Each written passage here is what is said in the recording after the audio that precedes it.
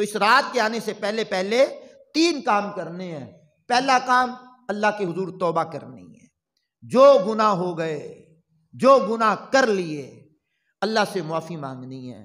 مالک میں بندہ، تو میرا مالک، تو میرا خالق، بھول مجھ سے ہو گئی ہے، غلطی مجھ سے ہو گئی ہے، میں معافی مانگتا ہوں۔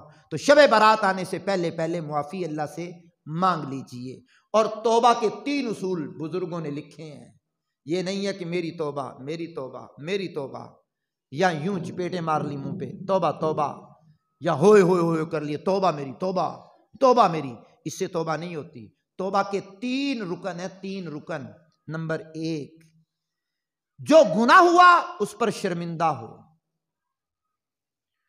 اور آئندہ وہ جو گناہ ہوا ہے اس پر شرمندہ ہو، اور اب اس گناہ کو چھوڑنے کی پکی نیت کر لے۔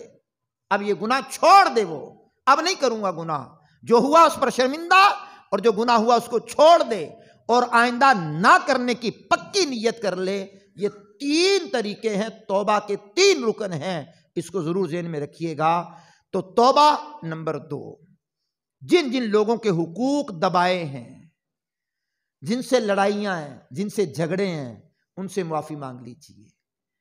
توبہ اللہ کی بارگاہ میں کرنے کے بعد بندوں سے حقوق کی معافی تلافی کر لیجئے اس رات آنے سے پہلے پہلے، وگرنہ اس رات میں پھنس جائیں گے۔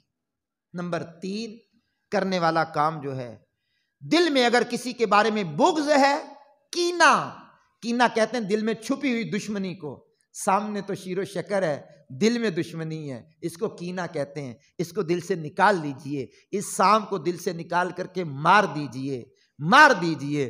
کسی مسلمان کا کینہ دل میں نہ رکھیں۔ اگر کینہ دل میں ہوگا تو اس رات بخشش کا پروانہ نہیں ملے گا۔